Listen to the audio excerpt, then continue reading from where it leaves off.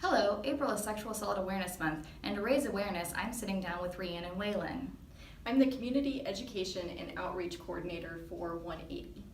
Thank you so much for spending some time with me today, Rhiannon. So I guess the main question that I had for you today is, what does it mean to be an active bystander?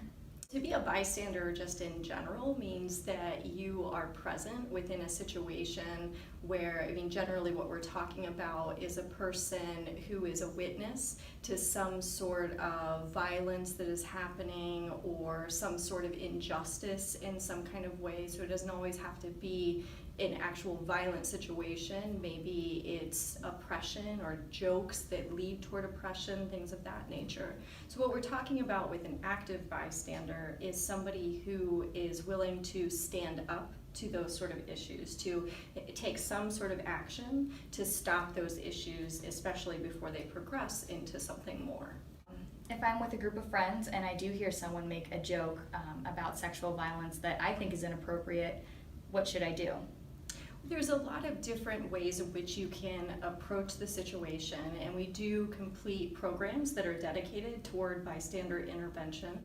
There's four kind of main strategies that we focus on, and that's what we refer to as the 4Ds. So the major thing that most people think of is a direct approach, so that you are just immediately intervening, but that doesn't always work for everyone, and especially depending on what your relationship is. The other thing to point out is that directly approaching a situation, especially that is an actual violent situation, is probably the least safe out of all of them.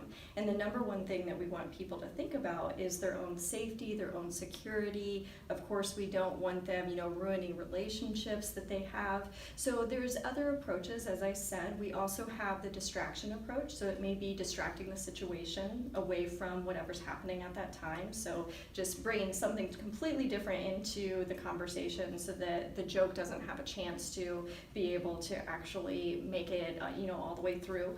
Or we have what we call a delegation approach, which is really getting other people involved. So, if the whole group was saying, whoa, that's not a joke that everybody wants to hear, that's not anything that we're okay with, that's going to make a big difference.